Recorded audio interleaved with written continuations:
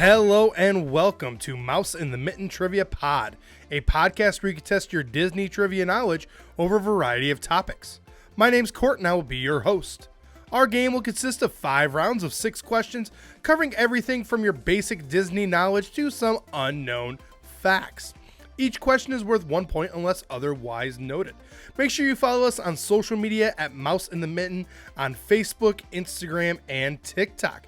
And hey, if you haven't done so already, make sure that you hit subscribe on YouTube as well. And if you are planning a Disney vacation sometime in the next year plus, I would love to help get everything planned for you, get everything figured out, and help make your vacation go from okay to absolutely magical.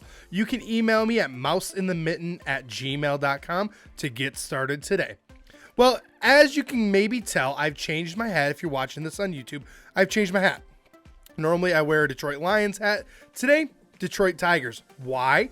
It is opening day for the Detroit Tigers and for 90% of the rest of Major League Baseball. So, kind of like we did last week when we talked about basketball in the first round, we're going to talk about baseball in this first round. So all these questions have to do with Disney and their association with baseball, which isn't as deep as basketball, but there is a much different tie as well. So let's get started with question number 1.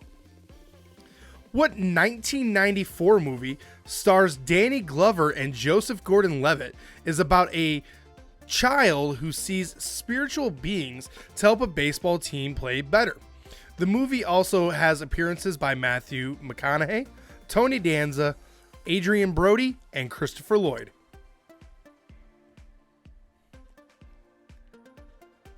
Question number 2. Name the 2002 movie based on a real pitcher and his quest to go from high school baseball coach and teacher to a major league pitcher and stars Dennis Quaid. Question number 3. What 2014 film starring John Hamm is about an agent who goes to India to find cricket players to be pitchers in the U.S.? Question number 4. Name the 2003 Disney Channel original movie about a boy who has to choose between playing baseball and participating in a cooking competition. Bobby Flay also makes an appearance. Question number 5. From 1997 until 2005, what Major League Baseball team did the Walt Disney Company own? And question number 6. What team was featured in the first Disney made-for-TV movie?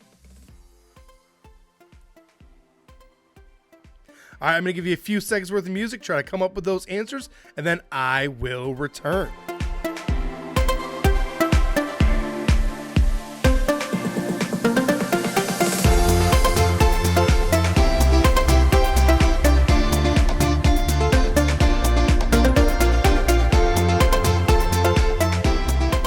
All right, let's get you some answers here and talk about one of the movies that I am still patiently waiting to be added to Disney+.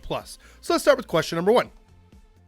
What 1994 movie stars Danny Glover and Joseph Gordon-Levitt is about a child who sees spiritual beings to help a baseball team play better?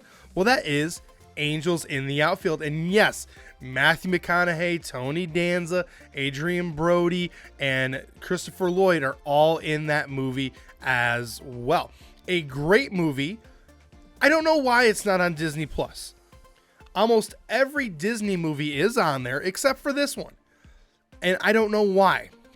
I can't seem to find a straight answer as to why. Because if it has to do with licensing of Major League Baseball teams, well, the answers to these next 2 questions would say that's not the correct answer. I don't know if it's licensing with a specific song in the movie. I don't know if there's a disagreement maybe with one of the actors in the movie. I mean, we talked about some pretty big names there, especially Joseph Gordon-Levitt, Matthew McConaughey, Adrian Brody, some big names now. So I don't know why it's not on Disney+, and it just breaks my heart because I haven't seen it in so long, and it's a really good movie. Question number 2. Name the 2002 movie based on a real pitcher and his quest to go from high school baseball coach and teacher to Major League Baseball pitcher and stars Dennis Quaid. Well, that is The Rookie, a great movie based on what actually happened with the actual pitcher, how he, at an advanced age, tried to get to the majors. He was ultimately successful, and I just love the path that he takes and love the story in general. Question number 3. What 2014 film starring John Hamm is about an agent who goes to India to find cricket players to be pitchers in the U.S.? That is $1 Million Arm. Again, this is another good movie. This one was one of those movies where critics loved it. Moviegoers, not as much. It's a little bit slower. Some of the nuances of pitching really isn't explained as to why he's looking for these people, but it's based on a real story. And actually, one of the guys that was part of this that ended up actually being part of the true story did make it up to AAA baseball. So he almost made it to the pros. So still a cool story about how they tried to make baseball a little bit more global and tie it into cricket. Question number 4. Name the 2003 Disney Channel original movie about a boy who has to choose between playing baseball and participating in a cooking competition. Bobby Flay also makes an appearance. That is Eddie's $1 Million Cook-Off. Again, this is classic Disney Channel original movie. Highly recommend checking it out. It is a fun one. Definitely interesting to see Bobby Flay there because he was kind of up and coming at the time, but to think of his star now compared to then is just fun to see. Question number 5. From 1997 until 2005, what Major League Baseball team did the Walt Disney Company own? They owned the Los Angeles Angels. Now, if you are not a big baseball fan, you may not know that the Los Angeles Angels have changed their city or location name several times. They were the California Angels, they were the Los Angeles Angels, they were the Anaheim Angels, they were the Los Angeles Angels of Anaheim. They've changed their names a couple of times, but one thing that is still true is when you watch Angels games at their home stadium, the pitcher's eye, which is what we call the spot in center field behind the pitcher, is this beautiful rock formation with waterfalls and everything else like that. That was designed by Disney Imagineers. And that was because that was part of the redesign of the stadium. And at the time, Disney still had ownership of the team. So it's a cool little nod. Definitely has the Imagineers' fingerprints all over it. Last but not least, question number 6. What team was featured in the first Disney made-for-TV movie? Well, that would be the Detroit Tigers.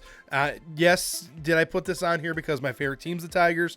A little bit, but the movie was also called Tiger Town, so that could have lent it to you kind of guessing it if I'd mentioned the title. But it's the start of the new baseball season. I'm super excited. I'm also, just like every other fan of Major League Baseball teams, super hopeful and optimistic. We'll have to see what happens. It's a long journey between here and September.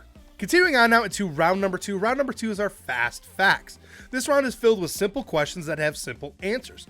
For today's category, we're simply asking, where can you find these characters? For this round, what's going to happen is I'm going to give you the name and the Walt Disney World park of a character. You just have to tell me within that park, where can you find that character? So let's get started with question number 1. Mickey Mouse in Magic Kingdom. Question number 2. Minnie Mouse in Magic Kingdom. Question number 3. Winnie the Pooh in Epcot. Question number 4. Kylo Ren in Hollywood Studios. Question number 5. Vampirina in Hollywood Studios. And question number 6. Vanellope von Schweetz in Epcot. Definitely talking about some of the most iconic characters. Some of these are the characters that when I'm talking to clients, these are some characters they want to meet. Obviously, Mickey and Minnie right at the top. I'm finding that a lot of families with like younger kids, like that kind of 4 to 7 range. They want to meet Vampirina or Vampirina. I'm not 100% sure how to say it. They want to meet her, and she is in the park. So let's talk about each one of these a little bit. So question number 1. Mickey Mouse in Magic Kingdom. Well, that would be on Main Street, specifically in Town Square Theater. If you had said Main Street, if you had said Town Square Theater, either one would be acceptable. Definitely a cool experience, and it's one of the few character meets that you can do in the parks that you can get a lightning lane for. Question number 2. Minnie Mouse in Magic Kingdom. Well, that would be Fantasyland at Pete's Silly Sideshow. Again, you can say Fantasyland, you could say Pete's Silly Sideshow, you could say both. Either one gets you the point there. She is in the big top. It's really nice. It's air conditioned in there, but it's her and Daisy usually together. On the other side of it, you have Donald and Goofy. Chip and Dale are usually roaming around that area as well. Question number 3. Winnie the Pooh and Epcot. Well, that would be in the Gardens Near Imagination. Now, it used to be during COVID, before, you could actually like talk and touch the characters and that sort of stuff. There were all these videos of Pooh with his butterfly net, and he still does that. You'll still see Pooh with his butterfly net, but he's actually starting to come up and actually interact with people now as well. Question number 4. Kylo Ren in Hollywood Studios. This one, very straightforward. Galaxy's Edge, of course. You can find her. You can find stormtroopers. Once in a while, you find Darth Vader, Chewbacca, a bunch of those other iconic characters walking around Galaxy's Edge. It's fun because it's very open, and the point of Galaxy's Edge is you're in there and you're immersed in Star Wars. So yeah, you might just randomly see Kylo Ren walking